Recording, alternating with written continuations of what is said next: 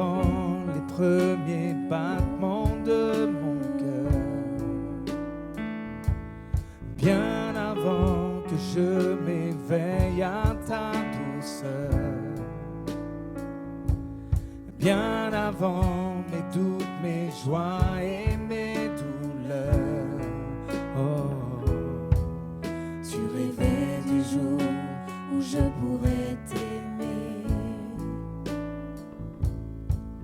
Tu rêvais du jour où je pourrais t'aimer. Abba, Père, je suis à toi. Abba, Père, je suis à toi.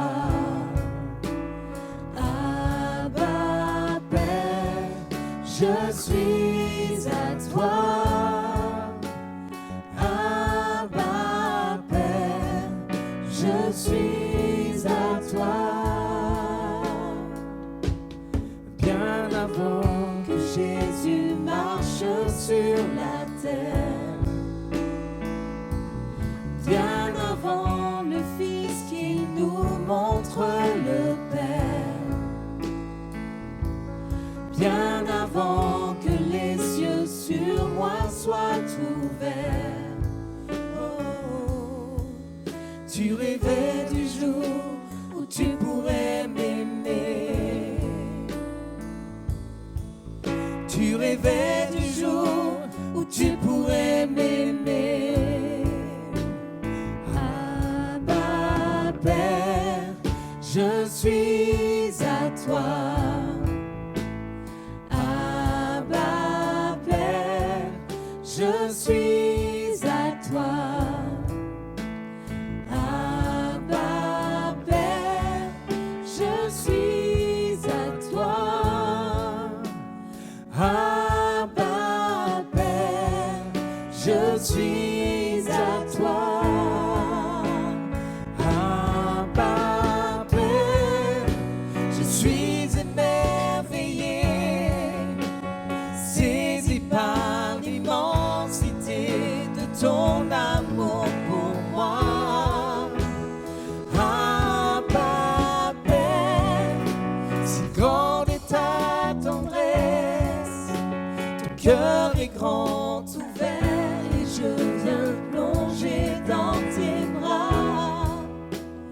Abba, Père, je suis émerveillé, saisi par l'immensité de ton amour pour moi. Abba, Père, si grande est ta tendresse, ton cœur est grand ouvert et je viens plonger dans tes bras. Abba, Père, je suis à toi. Abba, Père, je suis à toi. Abba, Père, je suis à toi. Abba, Père, je suis à toi.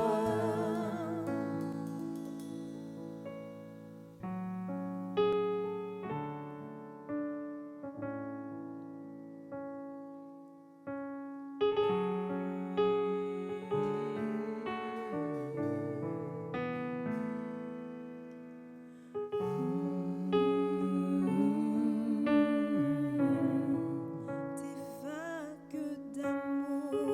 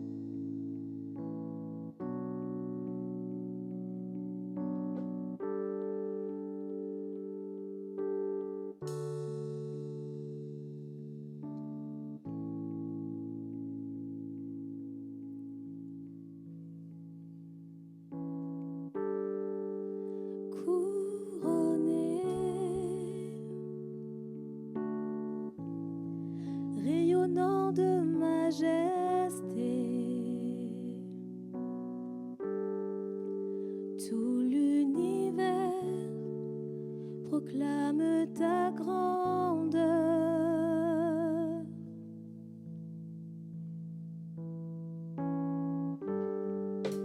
Glorifié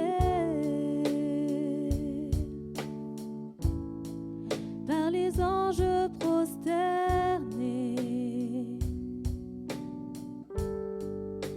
tu es assis à la droite du Père.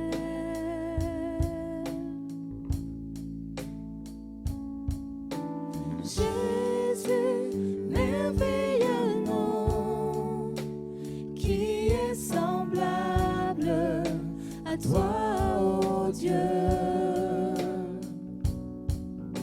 Jésus, ton précieux nom est digne d'hommage.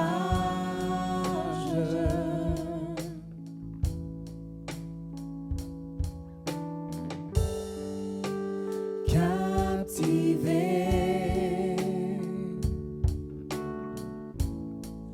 par l'éclat de ta beauté, nos voix s'élèvent pour te rendre gloire. Jésus, Jésus, merveilleux nom, qui est semblable à toi, ô Dieu. Jésus, ton précieux nom est digne d'hommage.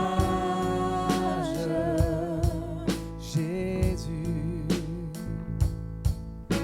Jésus, merveilleux nom, qui est semblable à toi, ô Dieu.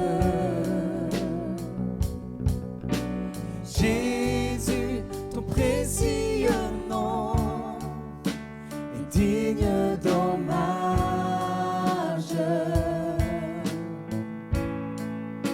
Captivé, captivé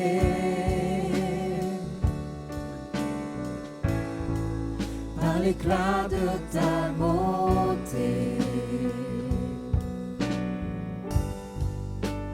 nos voix s'élèvent pour te rendre gloire. Captivé, captivé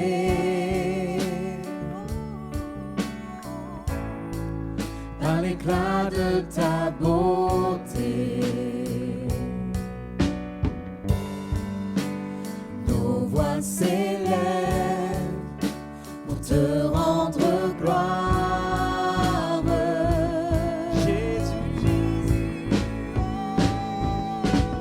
Jésus, merveilleux nom, qui est semblable à toi, ô Dieu. Jésus, ton précieux nom est digne d'hommage. Jésus, Jésus, merveilleux nom, qui est semblable à toi, ô Dieu. Semblable à toi, ô Dieu. Jésus, ton précieux nom est digne d'hommage.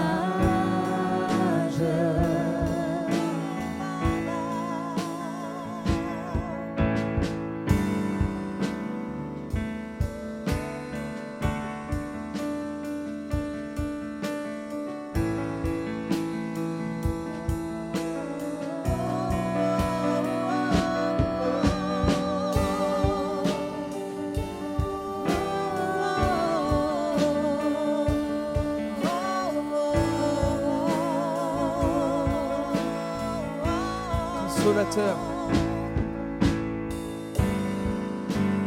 consolateur,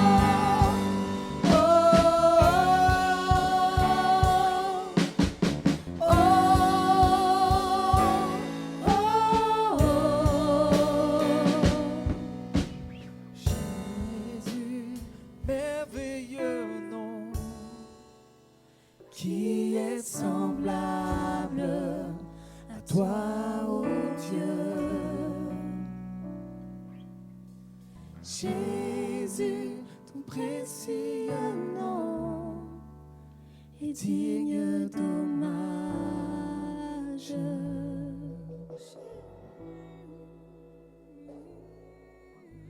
Jésus, merveilleux nom, qui est semblable à toi, ô Dieu.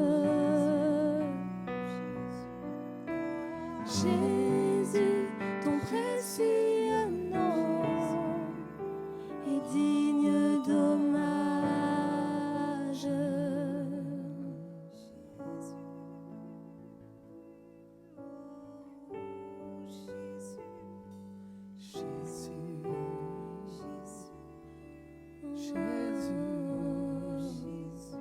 Ton nom est digne d'hommage.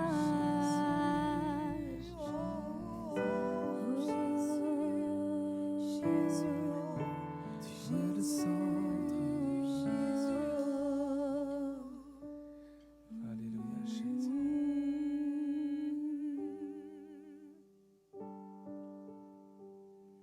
Alléluia, Jésus. Merveilleux nom. Dieu Tout-Puissant. Alpha et Oméga. Le début et la fin. Étoile du matin. Jésus. Oh, Yeshua. Oh, Jésus. Oh, Jésus. Merveilleux Jésus.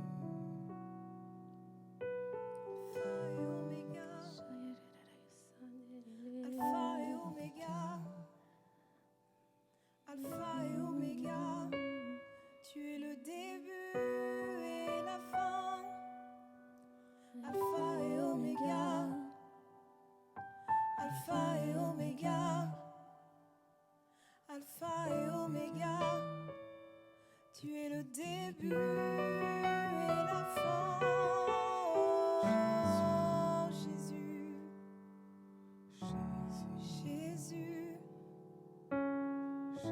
dans ton nom, sont toutes les réponses. Jésus, Jésus, Le centre, Jésus. merveilleux nom. Jésus, le début et la fin, c'est toi.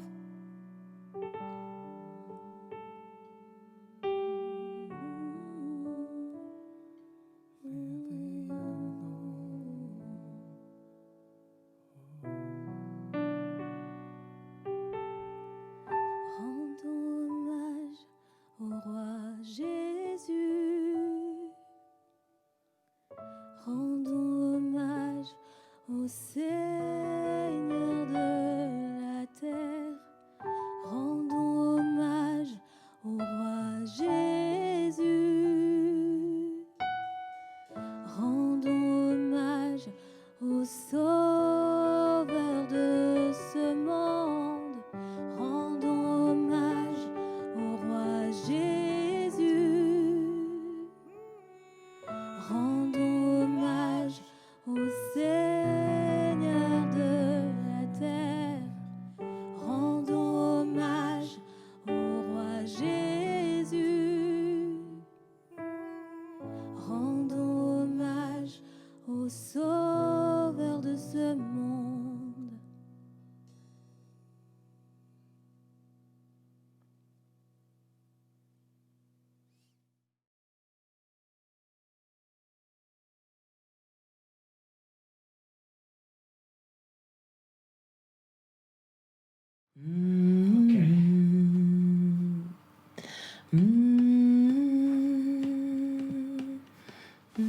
Bonjour, je m'appelle Audrey, donc j'ai 41 ans. Je travaille en fait dans le secteur médico-social. Ça fait presque 10 ans maintenant. Je suis monitrice d'atelier cuisine et j'ai toujours travaillé dans la cuisine. Voilà un petit peu, ça vous permet de me connaître un petit peu mieux. Sinon, ça va faire à peu près, ça fait 10 ans, peut-être 11 ans maintenant que j'ai donné ma vie au Seigneur. Et aujourd'hui, je vais vous expliquer, je vais vous raconter mon parcours qui a fait que, grâce à Dieu, je suis là aujourd'hui. Donc, moi, je suis issue d'une famille chrétienne, mais chrétienne plutôt catholique. Donc, j'ai eu une éducation catholique. Mes parents nous ont fait prendre, quand on était jeunes, des cours de catéchisme. On a même été dans un collège privé catholique. Mais ça ne veut pas forcément dire qu'on connaissait vraiment le Seigneur. En fait, j'avais pas de relation avec le Seigneur. Ma vie avec le Seigneur, sans le Seigneur, on va dire du côté extérieur, on dirait que les choses n'ont pas beaucoup changé. Mais avec le Seigneur, en fait, tout se passe à l'intérieur. En tout cas, dans un premier temps, pour moi, ça s'est passé comme ça. Je me souviens, il me semble qu'en fait, le Seigneur, j'ai vraiment ce sentiment qu'il m'a toujours cherché, J'avais vraiment cette impression depuis que j'étais petite, que j'avais un amour pour lui, mais j'ai jamais su comment le rencontrer. J'ai jamais su comment m'approcher de lui. Quand on est jeune et que on est dans une éducation chrétienne, catholique, on fait des prières, on apprend le chapelet. On apprend le « Je vous salue Marie », le « Notre Père », le « Je crois en Dieu ». Et on peut réciter ces prières-là. Sauf que quand on va pas forcément bien et qu'on ne sait pas vraiment... qu'on sait pas vraiment comment faire pour régler son problème, ça aide pas vraiment parce qu'en fait, on sait que Dieu existe. On sait qu'il est là. On sait qu'il a la capacité de faire des miracles parce que c'est des choses qu'on nous a apprises. Sauf que nous, on a besoin que ces choses-là, en fait, elles deviennent réalité dans notre vie et c'est pas vraiment le cas. Du coup, en fait, ce qui est compliqué, c'est que quand on vit une souffrance ou une douleur, quelque chose comme ça, on sait pas comment faire, en fait, pour demander au Seigneur vraiment de venir, en fait, dans notre vie pour pouvoir changer les choses. Et en fait, j'ai grandi comme ça, en fait. Je peux pas vous expliquer d'où viennent vraiment les souffrances des fois qu'on peut avoir quand on est jeune, mais voilà. Il y avait quand même des choses, des difficultés. Et au fond de moi, en fait, je le cherchais vraiment. C'est comme si je criais. Il y avait un cri en moi, mais c'était un cri silencieux. J'étais pas une enfant qui parlait.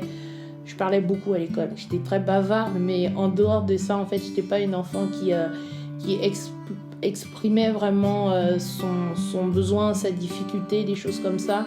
Mais au fond de mon cœur, en fait, je sentais tellement de tristesse, tellement de souffrance. Et en fait, je le cherchais. J'avais besoin de lui. Et impossible de le trouver. Je savais pas comment j'ai fait.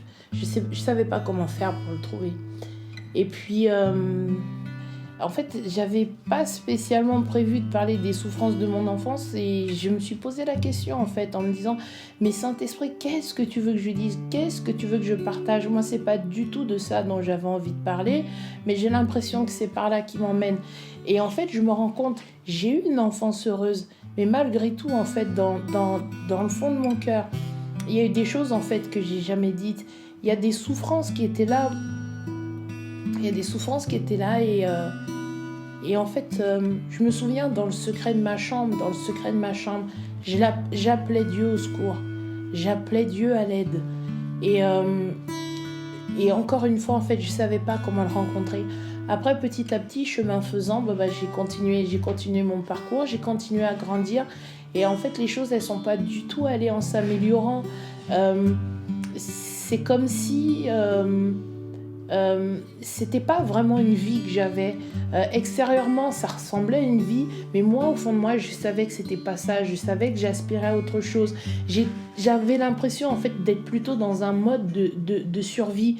Et j'ai grandi comme ça, avec toujours ce côté expressif à l'extérieur, joyeuse à l'extérieur. Mais une fois que j'avais quitté l'école, ou tout le côté où on était un peu avec les autres, quand on se retrouve encore une fois seul avec soi-même, en fait, on comprend pas le trou qu'on a dans le cœur. On comprend pas, en fait, quand on se retrouve, en fait, dans la solitude. Ouais, je pense que j'ai toujours eu, je crois, un sentiment de profonde solitude. Et en fait, ce que je cherchais, je crois, en parlant en cet instant, je crois que je me rends compte que j'ai toujours cherché un ami. Un ami, mais un ami vraiment, un meilleur ami en fait, un ami intime. Et je connaissais pas Dieu comme ça. Et j'ai continué de grandir. Et pour tout vous dire, en fait, j'ai pas vraiment aimé la première partie de ma vie, on va dire. L'ancienne partie de ma vie, en fait, elle fait partie de moi aujourd'hui. En tout cas, ça m'a permis de me construire, d'avoir ce caractère, tout ça. Mais j'ai pas vraiment aimé. J'ai pas l'impression je savais pas vraiment qui j'étais. J'étais souvent en train de copier les autres parce que je savais pas comment est-ce qu'il fallait être. Je crois que je m'aimais pas du tout. Je crois que j'aimais pas qui j'étais. J'aimais pas l'image que j'avais de moi. Après, ça a été encore plus compliqué quand il y a eu aussi cette prise de poids qui est arrivée. C'était encore pire. Donc, au niveau de l'identité, c'était vraiment une catastrophe. C'était vraiment une catastrophe. C'était une grosse difficulté pour moi. D'où, en fait, cette expression où je dis que j'avais vraiment cette impression d'être en mode survie. Il faut bien avancer, il faut bien continuer, il faut bien aller quelque part. Mais parfois, je me pose vraiment cette question où je me dis, mais en fait, si je n'avais pas rencontré le Seigneur, je me demande aujourd'hui, qu'est-ce que serait ma vie ? Il y avait les difficultés à l'école. En fait, je ne me souviens pas vraiment de choses qui étaient vraiment aisées. J'étais pas bonne à l'école, j'avais vraiment cette impression que je perdais mon temps. Je comprenais pas les choses. Alors, les choses qui m'intéressaient, bien sûr, ça allait, mais tout ce qui était un petit peu compliqué, en fait, ça me mettait vraiment en difficulté. Et en fait, j'ai grandi comme ça, c'est-à-dire qu'il fallait toujours être bon dans tout. Pour être aimé des professeurs, il fallait avoir des bonnes notes. Même malheureusement, c'est un peu difficile à dire, mais même quelque part, pour être aimé par mes parents, il fallait aussi que j'ai des bonnes notes, il fallait aussi avoir des bons résultats. En fait, on aurait dit que tout était sous forme de compromis ou d'une sorte de chantage, en fait, pour être aimé. Je crois que c'est ça, en fait, ce qui me faisait le plus mal, en fait, c'est j'avais pas l'impression d'être aimée. Et donc, du coup, je crois que cette souffrance, elle m'a poursuivie pendant longtemps. Mais j'arrivais pas à me rendre compte, en fait, que c'était de ce manque d'amour-là, en fait, dont je souffrais. J'avais pas franchement envie de parler de ça, mais c'est venu comme ça, alors je vous donne ça comme ça. Ce qui a été compliqué, en fait, ça a été constamment, en fait, à chaque fois, d'avoir des relations avec des camarades de classe, des collègues, où on est toujours dans un groupe, où même si, moi, j'ai le rire facile, donc je vais rire avec les personnes, je vais partager des choses avec eux, mais au fond de mon cœur, je me pose toujours la question, est-ce que c'est vrai ce que je vis ? Je me pose toujours la question, en fait, de savoir, est-ce que je suis vraiment heureuse ? Est-ce que ces personnes-là, en fait, elles m'aiment pour qui je suis ? C'était tout le temps, en fait, ce questionnement-là, en fait, qui était là. Et je crois que c'était une de mes profondes souffrances. Je pense que c'était la profonde souffrance. En tout cas, cette question-là, en fait, elle tout au long de ma vie d'avant, elle a jalonné comme ça mon parcours. Après, j'ai continué de grandir encore. Et puis, je me suis rendu compte que, après, voilà, il y a ce temps où il a fallu trouver un travail, où il a fallu avoir une orientation professionnelle. Et là encore, je me suis dit, mais qu'est-ce que je vais faire ? Qu'est-ce que je vais devenir ? En plus, moi, j'ai grandi avec... moi, j'aime vraiment beaucoup ma maman, mais elle a été très dure avec moi. Et en fait, à cause de, justement, ces mauvais résultats scolaires, j'avais toujours l'impression, en fait, d'être, entre guillemets, un paria. Parce que, je pense que pour eux, c'était tellement important de réussir que elle a mis le paquet, quoi. Ma mère, elle a vraiment mis le paquet pour que je me secoue, pour que je me réveille, pour qu'il se passe quelque chose à l'école. C'était pas évident quand elle me disait mais qu'est-ce que tu vas devenir? Et en fait, du coup, il y avait une angoisse.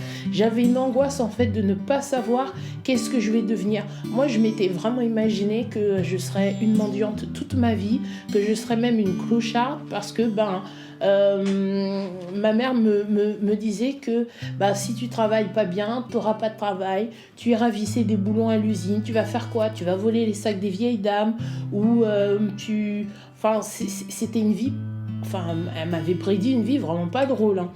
Et donc du coup, en fait, il y avait cette angoisse de l'avenir. J'étais très angoissée de l'avenir, mais en fait, ce qui est assez étonnant, c'est que c'est en parlant en cet instant que je me rends compte de toutes ces choses. Franchement, le Seigneur, il fait des choses assez extraordinaires. Et donc, du coup, ces choses-là, j'ai grandi avec ça. Et au fur et à mesure, c'était tellement lourd à porter que, ne sachant pas comment exprimer ces choses-là, je pense que j'ai eu après aussi une très mauvaise relation en fait, avec la nourriture. Et tout ça, en fait, ça fait une espèce de mauvaise mixture en fait qui m'a pas du tout aidé à aller bien. Ça aidait, c'est un peu comme une addiction, c'est une addiction, ça aide sur le moment, mais ça n'est jamais durable. Et donc du coup, moi je me suis enfermée dans une sorte de mécanisme ou d'engrenage assez nocif pour ma santé. Si bien que il me semble que c'est dans les années 2008-2009 où je trouve que ça atteint son paroxysme. Moi, j'avais quitté chez mes parents et je vivais seule dans un appartement à Moissy-Cramayel. Et il y a eu une période où je me suis retrouvée sans travail. À un moment donné, j'ai quitté mon travail en cuisine. J'ai bifurqué vers les soins esthétiques. J'ai travaillé un petit peu en tant qu'esthéticienne, mais c'était pas ça non plus. En tout cas, j'étais pas comblée de la façon dont je l'espérais. Et puis après, en fait, ce qui s'est passé, c'est que une fois que j'avais fini ma journée de travail, là où c'était compliqué, c'était toujours quand il fallait rentrer à la maison. Toujours cette solitude. Et en fait, depuis que je suis petite jusqu'à ces moments-là, ça m'a jamais quittée. Et j'ai toujours essayé de guérir ça, de soigner ça toute seule à travers, pour moi, en fait, ça s'est manifesté à travers l'alimentation. Et c'était quelque chose que je pouvais plus du tout contrôler, si bien que c'est à ce moment-là que j'ai commencé à crier au Seigneur. C'était vraiment pour moi un temps de désert. C'est-à-dire que les amis que je pouvais avoir du temps où je travaillais en hôtellerie, en cuisine, tout ça, j'avais quitté ça. J'avais bifurqué pour aller vers les soins esthétiques. Et les personnes que j'avais rencontrées, je savais que ce seraient des personnes qui ne feraient pas partie de ma vie. Donc on était juste des collègues ou des bons collègues et tout ça, mais j'ai pas lié de gros liens d'amitié avec cette personne, avec ces personnes-là. Et si bien que le soir, quand je rentrais chez moi, en fait, le seul moyen pour compenser ce manque de relation, ce besoin d'amour et tout ça, je l'ai trouvé dans la nourriture. Et c'était tellement... le besoin d'amour était tellement profond que en fait, la prise alimentaire était à la mesure de ce besoin. Donc ça vous laisse imaginer en fait à quel point c'était démesuré et je me sentais tellement mal après ça. Par contre, j'ai toujours refusé, je sais pas si je peux dire ça à l'écran, mais j'ai toujours refusé d'entrer dans ce système de vomir pour aller mieux, bref. Et ça veut dire qu'en fait je pouvais rester des heures couchée comme un animal malade parce qu'en fait j'avais mangé à un tel niveau que c'était plus possible. Et en fait c'est à ce moment-là où j'ai crié à Dieu, mais ça n'a pas été un son qui a été audible. C'était vraiment, encore une fois, ça s'est passé dans le fond de mon cœur, où j'ai crié au Seigneur, je lui ai dit, mais si tu viens pas, en fait, je vais me tuer.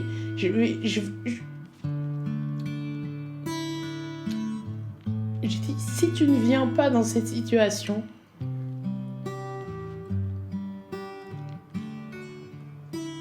je pense que c'était vraiment un cri intérieur où j'avais besoin que Dieu me sauve.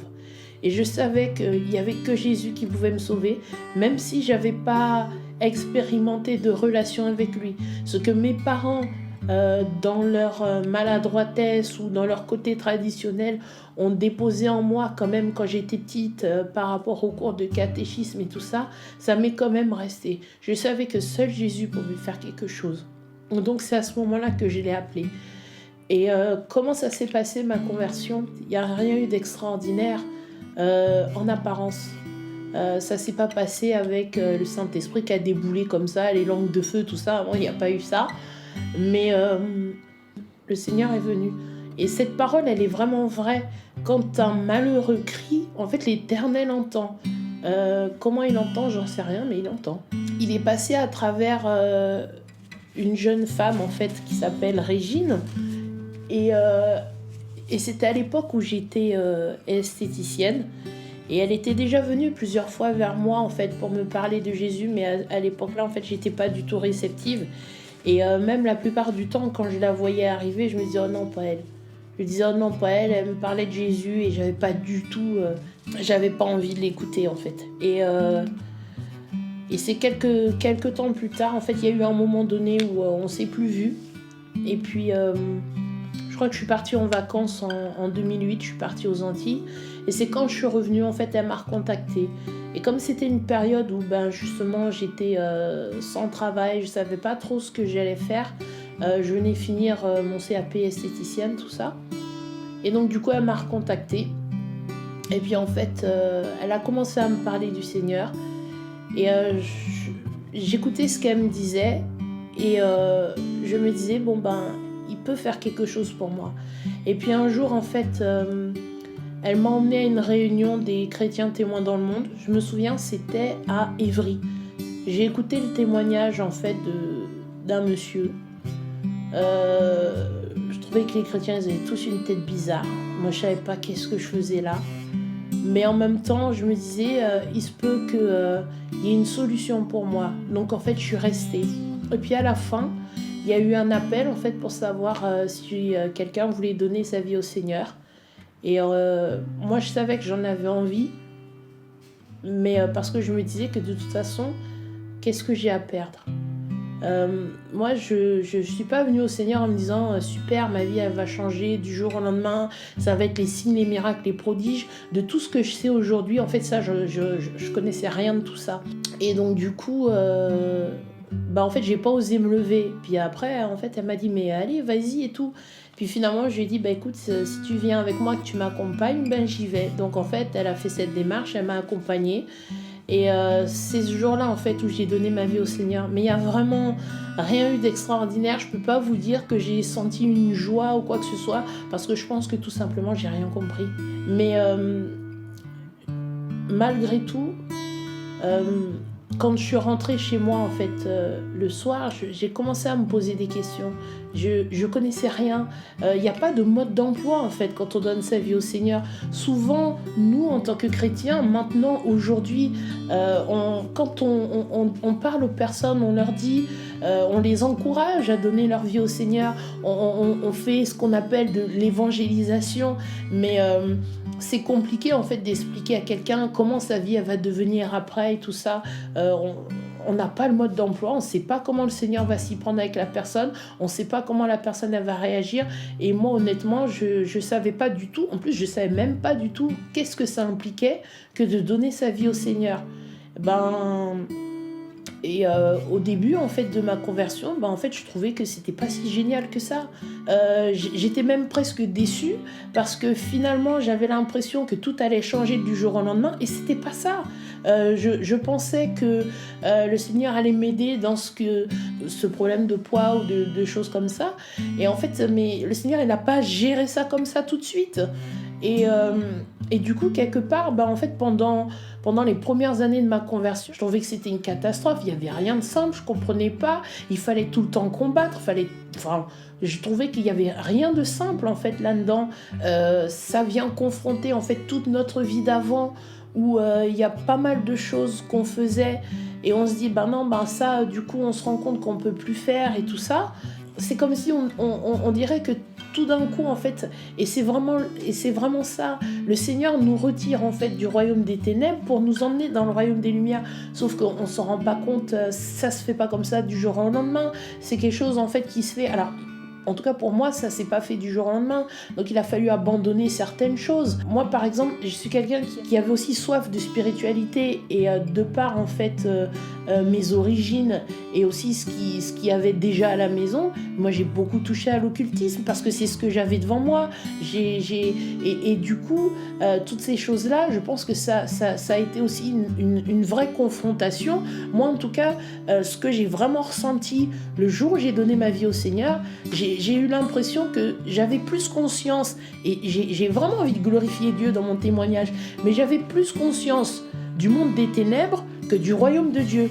C'est assez particulier, parce que du coup, tout ce que j'ai touché pendant tout ce temps où je connaissais pas Dieu, toutes les choses spirituelles, donc je rentre pas dans tous les détails, mais en fait, le jour où j'ai donné ma vie au Seigneur, j'ai l'impression que c'est là que l'enfer s'est déchaîné. Et c'était quand même assez particulier, parce que moi, je voulais continuer de cheminer avec lui. J'avais vraiment faim, j'avais soif. Je me souviens aussi, j'ai fait une école biblique par correspondance, parce que je voulais en savoir un petit peu plus. Je voulais savoir comment prier, je voulais connaître vraiment toutes ces choses, en fait, que les personnes autour de moi, en fait, expliquaient sur Jésus. Et j'avais vraiment envie de rentrer là-dedans. Et en fait, moi, j'ai l'impression que c'est à partir de ces moments-là que les choses sont devenues encore plus compliquées. C'est-à-dire que je devais me battre constamment dans mes pensées. Et en fait, là où j'avais des souffrances avant, je ne vais pas dire qu'elles y étaient plus, mais on aurait dit que... Comment je peux dire ça ? C'est comme si... je vais raconter, en fait, le jour où par exemple, j'ai reçu le baptême du Saint-Esprit. Ça a été très très vite, ça aussi. En fait, c'était toujours c'était toujours dans le cadre, en fait, des hommes d'affaires du plein évangile, donc des chrétiens témoins dans le monde. Et c'était à l'INAS, en fait. C'était un repas, en fait, c'était le soir, en fait, ils faisaient aussi des repas témoignages. Donc il y avait le repas, puis après il y avait une personne qui était invitée qui témoignait, et puis et ainsi de suite se déroulait la soirée. Et ce soir-là, en fait, il y a eu un appel pour les personnes qui voulaient recevoir le baptême du Saint-Esprit et le prier en langue. Et moi, en fait, du coup, je me suis levée parce que, en fait, je sentais vraiment dans mon cœur que j'avais envie aussi de vivre. Je voulais aller tout ce qui était possible de toute façon de faire pour pouvoir rentrer dans cette vie avec Jésus, avec le Seigneur, des choses spirituelles, je l'aurais fait parce que j'avais soif. Et donc du coup il y a eu cet appel, j'y suis allée. Et en fait, j'ai reçu le Saint-Esprit et je me suis mise à parler en langue. Mais j'étais tellement contente. Sauf que le soir, quand je suis rentrée chez moi, en fait, c'est là que les événements ils se sont déclenchés. Et en fait, j'ai commencé à prier en langue, mais en fait, j'ai passé une nuit où en fait, je me suis battue avec, je sais pas, c'était quoi ces forces et ces puissances. Mais en fait, j'avais vraiment l'impression que l'ennemi, en fait, n'était pas content, que j'ai donné ma vie au Seigneur. Et en fait, les premières années de ma conversion, c'était ça. C'était des batailles tout le temps, en fait, entre le monde des ténèbres et le royaume de Dieu. Et c'est pour ça que, en fait, je vais pas dire que c'est un mauvais souvenir, mais les premières années de ma conversion, en fait, elles étaient difficiles parce que c'est comme si... tout d'un coup, tout se déchaînait et qu'en fait, l'ennemi ne voulait tellement pas, en fait, que je sois sauvée et que je puisse rentrer, en fait, dans le plan que Jésus avait pour ma vie. Et puis, du coup, chaque fois que... moi, après, je suis allée aussi à l'école de guérison ou à pas mal de séminaires. J'avais pas d'église aussi au début. Et donc, du coup, chaque fois qu'il y avait des appels pour la prière, en fait, moi, j'étais déjà en larmes et puis je pleurais tout le temps à l'époque. Le Seigneur a fait tellement monter de choses, je pleurais tout le temps. Et chaque fois qu'il y avait des appels, et ben en fait, je m'avançais en fait pour recevoir la prière. J'avais beaucoup de besoins, j'avais besoin de beaucoup de restauration. Et en fait, dans les premières années de ma conversion, la plupart du temps, quand on était dans des lieux comme ça, de séminaire, et que des personnes, par exemple, me donnaient une parole, me disaient toujours que le Seigneur m'aime et me trouve belle. Et en fait, ça a été ça pendant au moins 3 ans, 4 ans. C'était toujours les paroles que je recevais. Parce qu'en fait, le Seigneur voulait vraiment... Et c'est pour ça qu'en fait, il ne m'a pas transformée comme ça du jour au lendemain en enlevant mon problème de poids ou des choses comme ça. Dieu, en fait, il voulait juste en fait, me nourrir de son amour, de me dire qu'il m'aime et qu'il me trouve belle. Parce que mon gros problème, c'était je m'aime pas, personne ne m'aime, et puis du coup, je me trouve pas belle non plus, quoi. Donc c'était un petit peu ça Enfin, je schématise, hein. Et donc du coup, pendant des années, le Seigneur en fait m'a dit ça, qu'il m'aime. Je crois que j'avais tellement besoin de l'entendre. Mais au début, j'en étais pas vraiment consciente. Mais en tout cas, lui, c'est toute chose. Il sait vraiment ce dont on a besoin. Et en fait, dans la profondeur de mon cœur, moi, j'avais pas besoin de perdre mes kilos. J'avais juste besoin, en fait, de savoir que je suis aimée. J'avais juste besoin de savoir qu'en fait, il y a quelqu'un qui a donné sa vie pour moi, que je compte et que j'ai de l'importance aux yeux de quelqu'un. Et c'est ça, en fait, que le Seigneur a fait pendant les premières années. Quand ma soif, en fait, du Seigneur a commencé à grandir, où je voulais vraiment en savoir plus sur lui, je voulais apprendre à prier, je voulais comprendre la Bible. Donc en fait, je me suis inscrite à une école biblique par correspondance. C'était l'école, je crois que c'est Thierry Cobb qui faisait ça. Et donc je me suis inscrite et chaque mois, je recevais des cours audio pour pouvoir en savoir plus sur le Saint-Esprit, sur qui est Jésus et toutes ces choses-là. Et sur l'identité en Christ. Et donc j'ai suivi en fait ce cursus jusqu'au jour où il y a eu un séminaire, je crois que c'était à Lux, en Bourgogne. Il y a eu un séminaire et ça s'appelait le cœur du Père, quelque chose comme ça. Ça s'appelait le cœur du Père et c'était sur 2-3 jours, enfin c'était un week-end. Et je suis allée à ce séminaire, toujours avec Régine, cette amie qui m'avait permis en fait de donner ma vie au Seigneur.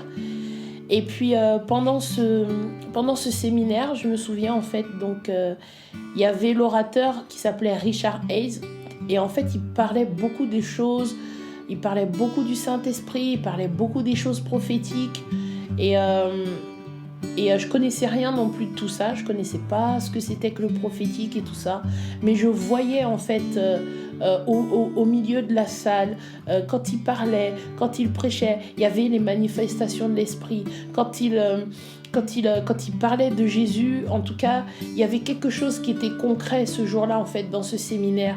Et puis, à un moment donné, en fait, il y a eu un temps où on a pu partager les uns avec les autres. On était dans la louange et puis on pouvait se déplacer, bouger comme ça. Puis à un moment donné, en fait, je me souviens que je me suis assise à côté d'une jeune fille. Et en fait, cette jeune fille, j'arrêtais pas en fait de lui parler. Mais en fait, je parlais en langue et je lui parlais en anglais. Je lui parlais en anglais et je lui disais en fait à quel point je l'aimais, à quel point elle était précieuse pour moi. Et c'était assez curieux parce que plus je lui parlais l'amour de Dieu, j'avais l'impression en fait, et c'était vraiment particulier ce jour-là, parce que je sentais qu'elle était triste, qu'il y avait une tristesse. Et en fait, moi, j'avais vraiment le désir de la consoler. Je sentais qu'il y avait un amour dans mon cœur pour cette fille. Et en fait, j'étais assise à côté d'elle et je lui parlais. Je lui parlais en anglais, je prophétisais, je parlais même d'autres langues, je me souviens pas. Mais en fait, il y avait un tel flot qui sortait. Je crois que c'était plus moi qui contrôlais du tout. Et puis... mais vraiment, en fait, ce que je voulais lui dire, c'était à quel point je l'aimais. Et ça a duré pendant presque 1 heure comme ça. Et à un moment donné, c'est comme si je lui dis, mais au fait, mais comment est-ce que tu t'appelles ? Et elle me dit, je m'appelle Emmanuel.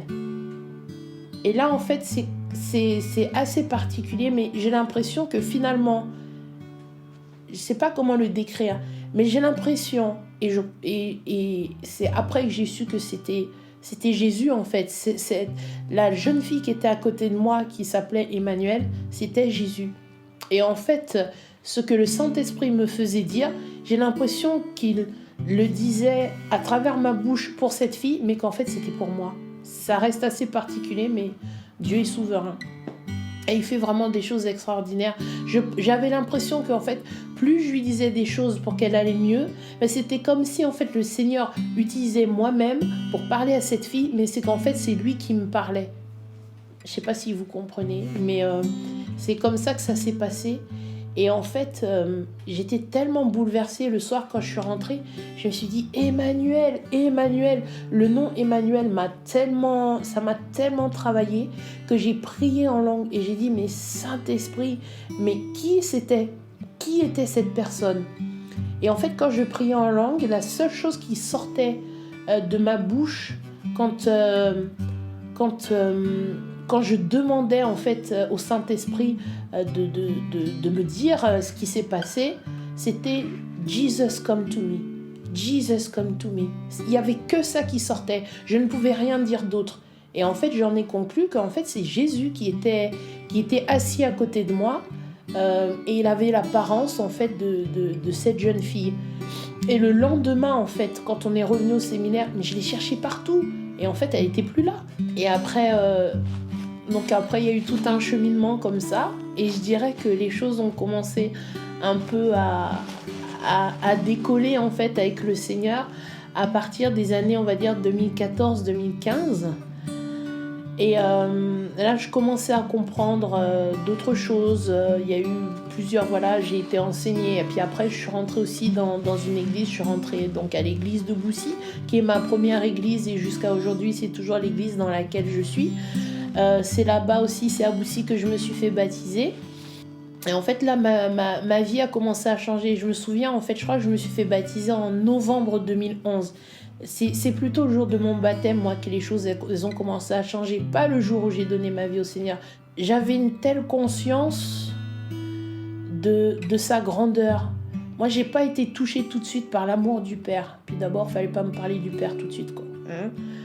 Mais en fait, j'avais la conscience que Dieu était puissant, que Dieu était grand, qu'il pouvait vraiment toutes choses.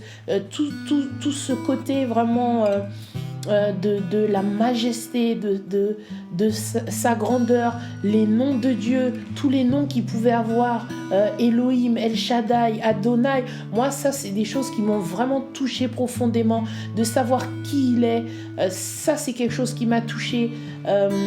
Au-delà juste du Jésus qu'on m'avait présenté quand j'étais plus jeune, quand j'étais à l'école, c'était peu face à ce Dieu que je découvrais, qui était grand, qui était puissant, qui pouvait toutes choses, qui avait créé le ciel, la terre, tout ce qu'elle renferme. Et puis ce Dieu qui guérissait, qui faisait des miracles, qui multiplie le pain. Enfin là oui, j'ai commencé à rentrer en fait dans une dimension et c'est là que j'ai voulu en fait passer par les eaux du baptême. C'était important pour moi parce que je comprenais ce côté où Dieu est un roi et que quand on se baptise, moi j'ai dit comme ça dans mon cœur, j'ai prêté allégeance à l'agneau. Ça m'a bouleversée. C'est ce qui fait qu'aujourd'hui j'aime Dieu, je l'adore. Il est j'ai pas vraiment, là je suis tellement émue que, mais je suis amoureuse de lui. Et je veux plus vivre ma vie sans lui. Et c'est ce désir-là, en fait, qui a fait qu'il y a eu du changement. C'est à ce moment-là, en fait, qu'il y a eu du changement dans ma vie. C'est quand j'ai décidé que il était mon roi et que j'allais le servir et que je voulais l'adorer. Ces dimensions-là, je ne les connaissais pas. C'est à partir en fait du jour où je suis passée par les eaux du baptême que les choses ont réellement commencé pour moi. Il a continué en fait à faire ce travail intérieurement. Et à partir de ce moment-là, j'ai commencé à rentrer dans d'autres choses. J'ai commencé à rentrer dans toute cette dimension en fait de l'identité aujourd'hui. Mais moi, si je regarde en fait quelle est ma vie aujourd'hui, mais ça n'a plus rien à voir. Déjà, je me reconnais même pas quand je repense à la Audrey d'avant, je me reconnais même pas. Aujourd'hui, je sais vraiment, je connais mon identité en Christ. Je connais même les spécificités que le Seigneur m'a données dans ma vie. Par exemple, quand je disais tout à l'heure en fait que j'avais touché à beaucoup de choses occultes, le Seigneur, il a guéri ces choses-là, il a guéri, il a soigné, il a purifié, il a vraiment nettoyé et il a pardonné, il a oublié toutes ces choses-là. Et donc du coup après, je pense que c'est là que j'ai écouté ce que le Seigneur me disait en me conduisant donc à l'église de Boussy, tout ça. Et c'est là-bas aussi du coup que je me suis fait baptiser. C'était quelques mois après. Et puis après, j'ai commencé aussi à rentrer, entre guillemets, dans le vif du sujet, quoi, avec le Seigneur. C'est là que j'ai pris conscience, en fait, que Jésus n'est pas... c'est pas juste un personnage biblique comme ça. J'ai compris, en fait, c'est quoi cette dimension, c'est quoi la royauté, c'est quoi le royaume de Dieu. Enfin, toutes ces choses, en fait, qu'on nous apprend pas forcément, quoi. Et dans tout ce cheminement, en fait, je vois que le Seigneur a pris tellement de soin à travailler dans ma vie, à travailler mon caractère, à travailler mon identité. Je crois que c'est là où, en fait, les choses sont vraiment différentes pour moi. Quand je pense à moi, à ce que Dieu, en tout cas, il a fait, là, je vois la différence. Aujourd'hui, en fait... je me dis pas, déjà, cette angoisse, elle est partie. J'ai pas d'angoisse, en fait, de savoir c'est quoi mon avenir. Mon avenir, même si je le connais pas parfaitement, mais en fait, je sais en fait ce que Dieu a fait de moi. Je sais ce qu'il a écrit sur ma vie, même si je connais pas tout dans les moindres détails. Mais en fait... je sais à quoi je sers, et ça c'était une angoisse pour moi en fait de pas savoir en fait à quoi je sers, de me dire qu'en fait j'étais inutile. Aujourd'hui je sais que il y a pas d'inutilité. Aujourd'hui je suis dans un travail, ça va faire 10 ans que je suis là-bas. D'ailleurs ce travail je l'ai eu juste après m'être fait baptiser. Je me suis fait baptiser en novembre 2011. J'ai eu ce travail le 12 décembre 2011, juste après avoir été baptisé. Mais le Seigneur, en fait, tout ce qu'il a fait à travers ce lieu, à travers cet endroit, mais c'est extraordinaire, en fait, tout ce qu'il a fait, tout ce qui est biblique, tout ce que j'ai lu dans la Bible, et bien là, je peux dire qu'en fait, j'ai vraiment vécu les choses du royaume. Là, moi, je vis vraiment le royaume. La multiplication de la nourriture, en fait, quand on était dans la galère, enfin, en tout cas, moi, particulièrement dans les services où c'était la galère, mais j'ai prié, j'ai vu la multiplication de la nourriture, j'ai vu des guérisons, j'ai prié pour mes collègues, j'ai vu des guérisons au travail. Moi, quand je suis dans cet endroit, même s'il y a les batailles, les combats et toutes ces choses-là, moi je ne savais même pas que j'étais capable d'avoir autant d'amour en moi pour ces personnes-là que je connaissais même pas. Ce ne sont pas des gens de ma famille, ce ne sont pas des gens... Voilà. Et aujourd'hui, en fait, quand je réalise en fait l'amour que Dieu me donne, par exemple pour mon équipe, pour ces personnes-là, je me dis, mais s'il n'avait pas pris tout ce temps pour me dire qu'il m'aimait, pour me restaurer, pour travailler dans mon cœur, mais je serais incapable de faire ce que je fais aujourd'hui. Ce sont des personnes, je les considère aujourd'hui comme des fils et des filles. Comme des fils et des filles. Je vois à quel point Dieu m'a restaurée. Je vois à quel point Dieu a travaillé dans ma vie pour me faire passer de ce petit enfant spirituel qui avait tout le temps besoin qu'on prie pour lui, qu'on lui impose les mains, qu'il y ait autant d'attention pour cette personne. Le Seigneur m'a fait grandir au fur et à mesure. Et puis aujourd'hui, mais je me rends compte qu'il m'a aussi placé là pour que je m'occupe aussi des autres. Moi, je suis pleinement dans ma mission aujourd'hui. Je suis là pour que ces personnes connaissent Jésus, pour que son royaume se répande. Moi, j'ai pas du tout de problème pour pouvoir prier pour quelqu'un quand il me dit oui, j'ai un problème à ce niveau-là et tout ça. Je parle de Jésus d'une façon où c'est comme une respiration pour moi, parce que je sais qui il est, je sais ce qu'il est capable de faire. Il peut sauver une vie de toutes les dimensions qu'on peut être sauvé. C'est pas juste physiquement, c'est pas juste être sauvé d'un accident de la route, c'est sauvé dans toutes les dimensions. Et aujourd'hui, en fait, je continue de grandir là-dedans, je continue de le désirer. Tout ce que j'avais connu avant, je peux dire que c'est comme si en fait l'ancien livre il a été complètement déchiré. Je ne me retrouve plus du tout dans la Audrey d'avant, je me retrouve plus là-dedans. Tout ce que j'avais pu toucher, tous les comportements que je pouvais avoir, aujourd'hui tout ça c'est de l'histoire ancienne, c'est vraiment de l'histoire ancienne. Et puis j'ai un tel désir de rentrer dans ces projets. Avant, moi j'étais quelqu'un où je voyais que mon avenir était fermé, mais aujourd'hui en fait je suis tout le temps en train d'imaginer des choses, en train de me dire mais qu'est-ce qu'on va faire, qu'est-ce qu'on peut faire. Aujourd'hui j'ai beaucoup de joie en moi. On peut parler des choses qu'on a vraiment dans nos profondeurs en fait avec le Seigneur, et ça je connaissais pas du tout. Et il y a que lui en fait qui peut faire ça, qui peut se révéler comme le bien-aimé, ce bien-aimé qu'on rencontre dans le Cantique des Cantiques. Mais il est comme ça aussi, Jésus. Il est aussi comme ça, il est celui qui est vraiment fou amoureux de nous. Il est vraiment celui qui bouleverse notre cœur. Et puis en fait, c'est de se dire aussi que c'est pas seulement lui qui est comme ça. C'est qu'en fait, il fait de nous aussi une personne comme ça. C'est-à-dire que autant lui, il est transporté par tout cet amour qu'il a pour nous. Mais en fait, s'il nous avait pas aimé le premier, mais je pourrais même pas répondre à son amour aujourd'hui. Mais en fait, je peux lui dire des mots d'amour que j'aurais jamais pensé que j'aurais pu dire à quelqu'un. Et ça, je peux le dire pour lui.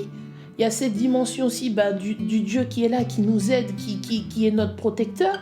Il y a ce Dieu qui nous corrige, qui nous protège, qui nous enseigne, ce Père paternel tellement extraordinaire, le Seigneur, que aujourd'hui je vois pas comment c'est possible, malgré les combats et les difficultés, je vois pas comment je peux retourner en arrière. C'est impossible. Et je prie vraiment que le Seigneur il me permette de rester attaché à lui vraiment toute ma vie. Je crois qu'en fait c'est la plus belle rencontre que j'ai jamais faite toute ma vie. Je suis bouleversée par l'idée que quelqu'un ait pu donner sa vie pour moi, pour l'humanité, mais pour moi. Je pense que ça, c'est quelque chose qui... c'est incompréhensible, mais malgré tout, c'est quelque chose que je comprends dans ma pensée, je le comprends dans mon esprit, mais je le comprends aussi dans mon cœur et dans mes entrailles. Et c'est ce qui fait la différence. Parce que l'amour de Dieu, il est tellement fort, il est tellement...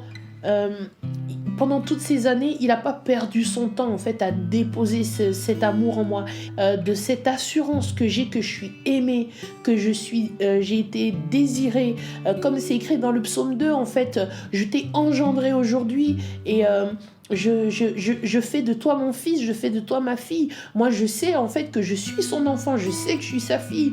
En fait, d'être aimé, d'être son enfant, mais ça nous rend inébranlables. Et en fait, c'est ce que le Seigneur a fait. Il m'a rendu inébranlable en fait dans son amour. Et moi, je veux aller encore plus loin avec lui. Et je vous encourage en fait à ceux qui connaissent pas encore le Seigneur Jésus. Moi, je vais pas vous dire que c'est le rêve. Je vais pas vous dire qu'il n'y a pas de combat. Non, faux. Il y a des combats, il y a des batailles. Mais en fait, lui-même, en fait, il a donné sa vie pour nous et c'était le plus grand de tous les combats. Et aujourd'hui, moi, j'ai juste envie de dire, mais si vous choisissez de donner votre vie à Jésus, c'est sûr qu'il va la changer. Peut-être de façon extérieure, on a l'impression qu'on n'a pas changé. On a l'impression que, mais tout se passe d'abord à l'intérieur. Tout se passe dans notre esprit, dans notre cœur, dans nos entrailles. Et le Seigneur, il travaille vraiment. Le Seigneur sauve vraiment. Moi, il a sauvé pas seulement ma vie physiquement, mais il m'a sauvé aussi ma destinée.